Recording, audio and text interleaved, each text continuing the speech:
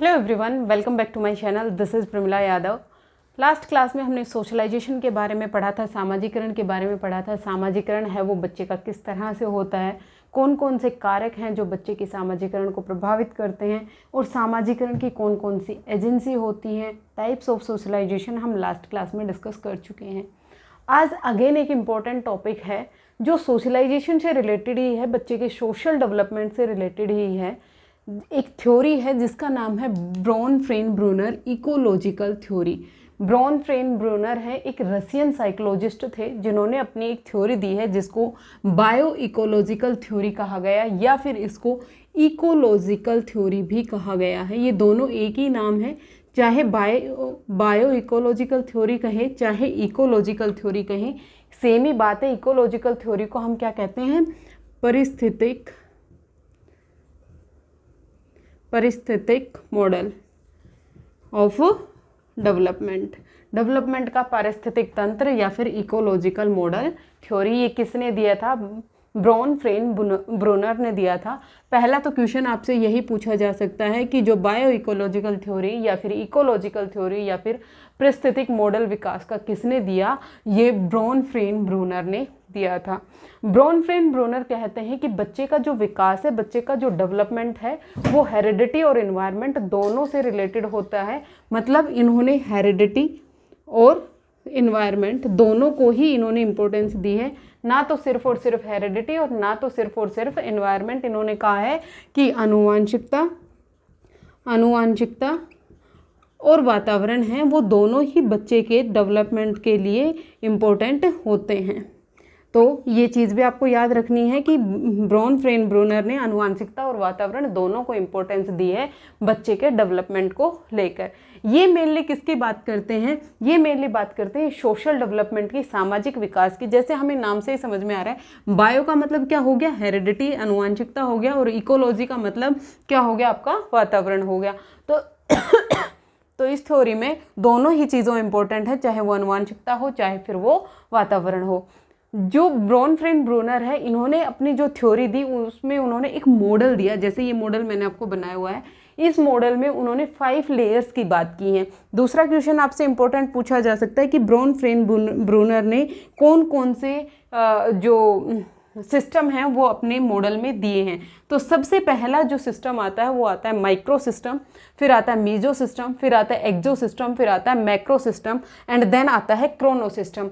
तो इन्होंने अपनी जो मॉडल है उसमें 5 सिस्टम्स की बात की है, 5 मंडल की बात की है। ये आपको सीक्वेंस भी याद रखनी है। सबसे पहले क्या आएगा? सबसे पहले आता है माइक्रो सिस्टम। सबसे पहले आएगा माइक्रो सिस्टम जिसको हम कहते हैं लघु मंडल। फिर उसके बाद दूसरा आता है हमारा मीजो सिस्टम। उसके बाद आता है मीजो सिस्टम। मीजो सिस्टम को हम कहते हैं मध्य मंडल।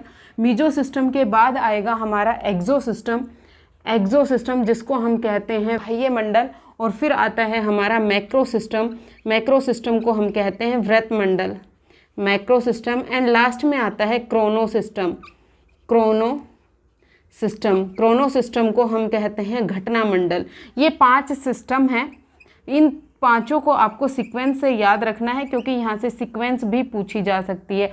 बीच में कौन होता है? चाइल्ड होता है, इंडिविजुअल होता है। इंडिविजुअल के जो जस्ट पास का जो मंडल होता है, सिस्टम होता है, उसको हम माइक्रो सिस्टम कहते हैं। माइक्रो सिस्टम के बाद आएगा मीजो सिस्टम, मीजो के बाद आएगा एक्सो, एंड एक्सो के बाद आता है मैक्रो, और सबसे लास्ट में क्या आएगा? यहाँ पर अगर मैं लिख दूँ तो यहाँ पर आएगा क्रोनो सिस्टम। Chrono system. ये 5 सिस्टम की बात की है कि इसने ब्रॉन-फ्रेन-ब्रूनर ने। अब इन सिस्टम के बारे में हम डिटेल में समझेंगे। एक क्वेश्चन आपसे पूछा जा सकता है थ्योरी का नाम से, दूसरा पूछा जा सकता है इसकी सीक्वेंस, तीसरा आपसे पूछ लेगा कि इनमें से कोई भी 4 ऑप्शन दे देगा और पूछेगा कि इनमें से कौन सा है सिस्टम या फिर कौन सा नहीं है। तो आपको ये 5 सिस्टम सीक्वेंस से याद रखने हैं। आपसे थर्ड क्वेश्चन पूछा जा सकता है इनसे रिलेटेड कि माइक्रो सिस्टम के जो एजेंट्स हैं वो कौन कौन से होंगे, तो आपको वो भी याद होने चाहिए। जैसे लास्ट क्लास में हमने सिस्टम जो सोशलाइजेशन है बच्चे का, उसके एजेंट्स की बात की थी, उसके कारक की बात की थी कि बच्चे का जो सोशलाइजेशन है वो परिवार से प्रभावित होता है, उसके पेरेंट्स से, उसके दादा दादी हो गए, सिबलिंग्स हो गए, उसके टीचर हो गए, उसका स्कूल का स्टाफ हो गया, उसके पीयर ग्रुप हो गए, उसके नेबर हो गए, मास मीडिया हो गया, पब्लिक लाइब्रेरी हो गया, इको क्लब हो गया, हॉस्पिटल हो गया, जिम हो गया, जहाँ पर भी बच्चा जाएगा हर जगह से बच्चे का सोशलाइजेशन होता है। बच्चे के सोशलाइजेशन, सामाजिकरण को प्रभावित करने वाले कारक बहुत सारे होते हैं, ये लास्ट क्लास में हमने डिस्कस किया था। अब हम देखेंगे कि माइक्रो सिस्टम है उसमें कौन कौन से एजेंट्स आएंगे, मीजो में कौन से आएंगे, एक्सो में कौन से आएंगे, मैक्रो में कौन से आएंगे एंड क्रोनो में कौन से आएंगे। जो सबसे इंपॉर्टेंट होता है बच्चे सबसे पास में बच्चे को कौन सा होता है, माइक्रो सिस्टम होता है, ये सबसे ज़्यादा इंपॉर्टेंट है। यही मेन सिस्टम है बच्चे के सोशलाइजेशन के लिए, सोशल डेवलपमेंट के लिए, क्योंकि ये बच्चे से डायरेक्टली कनेक्टेड होता है। तो जो माइक्रो सिस्टम है ये डायरेक्टली कनेक्टेड होता है बच्चा यहाँ पर डायरेक्टली क्या करता है, इंटरेक्शन करता है। यहाँ पर डायरेक्टली बच्चा बातचीत करेगा। डायरेक्टली इंटरेक्शन किस किस के साथ होता है, उसकी फैमिली के साथ होता है, परिवार के साथ होता है, स्कूल के साथ होगा, पीयर ग्रुप होंगे, उसके दोस्त होंगे और उसका नेबरहुड होगा। तो आपसे क्वेश्चन पूछेगा कि माइक्रो सिस्टम में कौन कौन से एजेंट्स हैं वो होते हैं। तो आपको याद रखना है माइक्रो सिस्टम में वो सारे एजेंट्स आएंगे जिनसे बच्चा डायरेक्टली इंटरेक्शन करता है, जो डायरेक्टली बच्चे के कांटेक्ट में होती हैं। वो कौन कौन से एजेंट्स होते हैं, परिवार होता है, स्कूल होता है, उसके दोस्त होते हैं और उसका नेबरहुड होता है, उसका पड़ोस होता है। माइक्रो सिस्टम के बाद आता है मीजो सिस्टम। जब दो या दो से ज़्यादा माइक्रो सिस्टम आपस में इंटरेक्शन करते हैं तो वो बनाते हैं मीजो सिस्टम। दो से ज़्यादा माइक्रो सिस्टम के मतलब जो फैमिली है वो किसके साथ इंटरेक्शन करे, फैमिली इंटरेक्शन करे उस बच्चे के दोस्तों के साथ। जब पेरेंट्स हैं अपने बच्चे के दोस्तों के साथ इंटरेक्शन करेंगे तो वो आता है मीजो सिस्टम में। जब पेरेंट्स टीचर के साथ इंटरेक्शन करेंगे तो वो भी मीजो सिस्टम बनाएगा। उसके अलावा जो पेरेंट टीचर मीटिंग होती है वो किस में आएगी, मीजो सिस्टम में आएगी। मैंने पेरेंट्स और टीचर बताया, पेरेंट्स और जो चाइल्ड के फ्रेंड्स हैं, मतलब जो भी चीज़ें बच्चे से रिलेटेड हैं। दो अलग अलग माइक्रो सिस्टम बच्चे ने बनाए, बच्चे का एक माइक्रो सिस्टम बना अपने परिवार के साथ, अपनी फैमिली के साथ, बच्चे का दूसरा माइक्रो सिस्टम बना अपने फ्रेंड्स के साथ। जब फ्रेंड्स और जो अपने फैमिली के मेंबर हैं वो दोनों आपस में इंटरेक्शन करेंगे तो वो क्या बनाएंगे, मीजो सिस्टम। इसी तरह से बच्चा है एक माइक्रो सिस्टम डायरेक्टली किसके साथ, अपने टीचर्स के साथ इंटरेक्शन करेगा, और एक दूसरा माइक्रो सिस्टम बच्चे का है अपने पेरेंट्स के साथ, अपने माता पिता के साथ। जब पेरेंट्स और टीचर दोनों आपस में इंटरेक्शन करेंगे तो वो क्या बनाएगा, मीजो सिस्टम बनाएगा। मतलब बच्चा डायरेक्टली जिन एजेंट्स के साथ डायरेक्टली कनेक्टेड है, जब वो दोनों आपस में इंटरेक्शन करेंगे तो वो बनता है मध्य मंडल, जिसको हम कहते हैं मीजो सिस्टम। मीजो सिस्टम के बाद आता है एक्सो सिस्टम। एक्सो सिस्टम को हम क्या कहते हैं, बाह्य मंडल कहते हैं। अब ये बाह्य मंडल है, ये बच्चे से डायरेक्टली कनेक्टेड नहीं होता है। यहाँ पर बच्चे के विकास को जो एक्सो सिस्टम के जो एजेंट्स हैं वो इनडायरेक्टली इन्फ्लुएंस करते हैं। इनडायरेक्टली किस तरह से इन्फ्लुएंस करेंगे, इसमें आते हैं जैसे मैंने लिखा पेरेंट्स का वर्क प्लेस, जहाँ पर उसके माता पिता काम करते हैं, वहाँ का जो कार्यस्थल है वो भी बच्चे के विकास को प्रभावित करता है। किस तरह से करता है, जैसे बच्चे के जो माता पिता हैं वो किसी ऑफिस में काम करते हैं, किसी इंस्टीट्यूशन में काम करते हैं, किसी स्कूल में काम करते हैं, कहीं पर भी वो काम कर रहे हैं।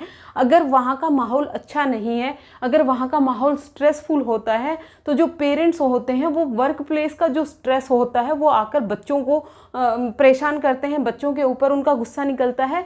तो वो चीज़ है वो भी बच्चे के डेवलपमेंट को प्रभावित करती है, बच्चे के विकास को प्रभावित करता है। तो जो चीज़ें बच्चे के साथ डायरेक्टली कनेक्टेड नहीं है लेकिन फिर भी वो बच्चे के विकास को प्रभावित कर रही हैं, तो यहाँ पर क्या आ गया, जो पेरेंट्स का वर्क प्लेस है, जहाँ पर माता पिता काम कर रहे हैं, वो भी बच्चे के विकास को प्रभावित करता है। उसके बाद मेडिकल केयर, बच्चे को किस तरह की मेडिकल केयर मिल रही है, किस तरह की स्वास्थ्य संबंधी उसको किस तरह की केयर मिल रही है, वो भी बच्चे के डेवलपमेंट को प्रभावित करेगी, ऑब्वियसली करेगी। क्योंकि अगर बच्चे को प्रॉपर मेडिकल केयर नहीं मिलेगी तो बच्चे का जो डेवलपमेंट है वो भी बेहतर तरीके से नहीं हो पाएगा। उसके अलावा जो मास मीडिया हो गया, जो जनसंचार हो गया, न्यूज़पेपर हो गया, टीवी हो गया, एड्स हो गए, सोशल मीडिया हो गया, ये सब चीज़ें हैं, ये बच्चे को इनडायरेक्टली प्रभावित करती है। डायरेक्टली बच्चा उनके साथ नहीं जुड़ा हुआ है, लेकिन मास मीडिया में, सोशल मीडिया पर जो कुछ भी चल रहा होता है वो बच्चे के विकास को, बच्चे के डेवलपमेंट को प्रभावित करते हैं। जो चीज़ें बच्चे के साथ डायरेक्टली नहीं जुड़ी भी हैं, इनडायरेक्टली रूप से बच्चे के डेवलपमेंट को प्रभावित कर रही हैं, वो किस में आएंगे, एक्सो सिस्टम में आएंगे, जिसको हम क्या कहते हैं, बाह्य मंडल कहते हैं। बाह्य मंडल के बाद आता है मैक्रो सिस्टम। सिस्टम जिसको हम क्या कहते हैं, वृहत सिस्टम कहते हैं, वृहत मंडल कहते हैं। वृहत मंडल में आप किस तरह के समाज में रह रहे हैं, किस तरह की सोसाइटी में रह रहे हैं, किस तरह के कल्चर में रह रहे हैं, किस तरह का रिलीजन है। जैसे कल्चर की बात की मैंने, संस्कृति की बात की, बिलीफ्स की बात की, विचारधाराओं की बात की, एटीट्यूड की बात की, वहाँ के लोगों का एटीट्यूड कैसा है, वहाँ का कल्चर कैसा है, संस्कृति कैसी है, ये सब चीज़ें भी बच्चे के विकास को प्रभावित करती हैं। अलग अलग कल्चर में रहने वाले बच्चे के विकास में आपको अलग अलग चीज़ें देखने को मिलती हैं। जैसे हर एक संस्कृति का पहनावा अलग होता है, तो बच्चा अपने कल्चर के अकॉर्डिंग वेशभूषा धारण करता है, अपने कल्चर के अकॉर्डिंग वो भाषा बोलता है। जैसे कुछ बच्चे तमिल बोलते हैं, कुछ बच्चे हिंदी बोलते हैं, कुछ बच्चे इंग्लिश बोलते हैं, कुछ बच्चे उर्दू बोलते हैं। अपनी अपनी भाषा जिस भी क्षेत्र में वो रह रहे हैं वो उसकी लैंग्वेज डेवलपमेंट को प्रभावित करता है। बच्चे की जो संस्कृति है वो उसे क्या सिखाती है, वो उसे राम राम करना सिखाती है, नमस्ते करना सिखाती है, या फिर पैर छूना बताती है, किस तरह से ग्रीट करना है। ये सब चीज़ें बच्चा कहाँ से सीखता है, अपने कल्चर से सीखता है। कल्चर के जो भी नॉर्म्स होंगे, वैल्यूज़ होंगे, वो अपने आसपास के लोगों से, सोसाइटी से सीखेगा। तो जो समाज हो गया, संस्कृति हो गया, बिलीफ्स हो गए, जो एटीट्यूड हो गए वहाँ के लोगों को, ये सब चीज़ें कहाँ पे आएंगी, माइक्रो सिस्टम में आती हैं। ये भी बच्चे के विकास को प्रभावित करती हैं। फिर उसके बाद सबसे लास्ट में आता है क्रोनो सिस्टम। क्रोनो सिस्टम को हम क्या कहते हैं, घटना मंडल बोलते हैं। अगर मैं क्रोनो सिस्टम की बात करूं तो जो भी हमारी लाइफ में घटनाएं घटी हैं, जो लाइफ इवेंट्स हैं, वो बच्चे के लाइफ को प्रभावित करते हैं, बच्चे के डेवलपमेंट को प्रभावित करते हैं। जैसे अगर माता पिता का डाइवोर्स हो गया, अगर माता पिता अलग अलग रह रहे हैं, बच्चा अपने सिर्फ माता या सिर्फ पिता के साथ रह रहे हैं, तो वो भी बच्चे के विकास को प्रभावित करती है। उसके अलावा जैसे मैं बात करूं आज़ादी से पहले का जो हमारा भारत था और अब की बात करें तो ये दोनों भी अलग अलग चीज़ें हैं। जब हम आज़ाद नहीं थे तो वहाँ पर बच्चों का प्रॉपर डेवलपमेंट नहीं हो रहा था, क्योंकि ना तो बच्चों को वहाँ पर एजुकेशन दी जा रही थी, ना बच्चे कहीं अपनी मर्जी से घूम फिर पा रहे थे, या फिर उनको न्यूट्रिशन भी पूरे नहीं मिल रहे थे, वो अपनी तरीके से जी भी नहीं पा रहे थे। तो वो सब चीज़ें क्या हैं, बच्चे के डेवलपमेंट को प्रभावित करती हैं। उसके बाद मैं बात करूँ जैसे अभी यूक्रेन का जो युद्ध चल रहा था, तो वो भी वहाँ के बच्चे के डेवलपमेंट को प्रभावित करेगा। एक भयंकर बीमारी आ जाए, जैसे कोरोना आया था अभी, तो कोरोना काल में जो बच्चे थे उनके डेवलपमेंट को कोरोना है वो भी प्रभावित करता है। तो ये जो लाइफ में जो इवेंट्स हो रही हैं, जो भी घटनाएं बच्चे की ज़िंदगी में घटी, वो भी बच्चे के डेवलपमेंट को प्रभावित करती है। तो ये सब किस में आएंगी, क्रोनो सिस्टम में आएंगी। तो आपको हर एक सिस्टम के एजेंट्स को ध्यान रखना है कि बच्चा कहाँ होता है, बच्चा सेंटर में होता है। बच्चे के जस्ट बाद आएगा माइक्रो सिस्टम, माइक्रो के जस्ट बाद आएगा मीजो, मीजो के बाद आएगा एक्सो, एक्सो के बाद आएगा मैक्रो, और मैक्रो के बाद क्या आएगा आपका क्रोनो सिस्टम। ये 5 सीक्वेंस हो गया। सबसे ज़्यादा बच्चे के विकास को प्रभावित करता है माइक्रो सिस्टम, क्योंकि बच्चा उससे डायरेक्टली कनेक्टेड होता है। उसका परिवार हो गया, उसके पेरेंट्स हो गए, उसके दादा दादी, भाई बहन, चाचा चाची, जो भी उसके फैमिली मेम्बर्स हैं वो सब हो गए। उसके अलावा उसका स्कूल हो गया, उसके अलावा उसके पीयर्स हो गए, उसके अलावा उसके पड़ोसी हो गए।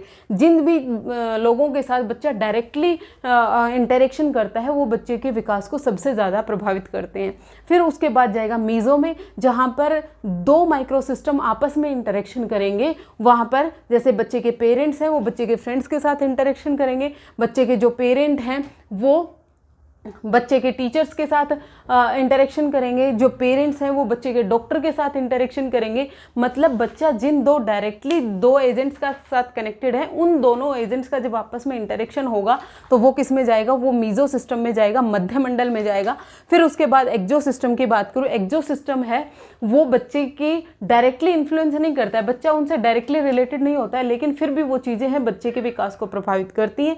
जैसे बच्चे के जो माता पिता का कार्यस्थल हो गया, जहाँ पर भी बच्चे के माता पिता काम कर रहे हैं, वो भी बच्चे के विकास को प्रभावित करेगा। बच्चे का मास मीडिया, सोशल मीडिया, वो भी बच्चे के विकास को प्रभावित करता है। बच्चे को किस तरह की मेडिकल केयर मिल रही है, वो भी बच्चे के विकास को प्रभावित करती है। फिर उसके बाद मैक्रो सिस्टम की बात करूं, बच्चे का जो समाज है, सोसाइटी है, कल्चर है, एटीट्यूड है, बिलीफ्स हैं, ये भी बच्चे के विकास को प्रभावित करेंगे। फिर उसके बाद क्रोनो सिस्टम की बात करूं तो लाइफ में जो भी इवेंट्स बच्चे के हो रहे हैं, जैसे कोरोना का एग्जाम्पल दिया, अगर पेरेंट्स का डाइवोर्स हो जाता है, या फिर वर्ल्ड वार हो जाता है, या फिर कोई भी युद्ध हो जाता है, वो सब बच्चे के विकास को प्रभावित करता है। तो ये सब किस में आएंगे, क्रोनो सिस्टम में आएंगे। ये 5 मंडल हैं, 5 जो आपके सिस्टम हैं, ये आपको ध्यान रखना है, कौन कौन सी चीज़ें, कौन कौन से एजेंट्स हैं वो बच्चे के विकास को प्रभावित करेंगे, ये आपको याद रखना है। ये एक छोटी सी थ्योरी थी, यहाँ से 3 क्वेश्चन ही बन सकते हैं। सबसे पहले इस थ्योरी के नाम से पूछा जा सकता है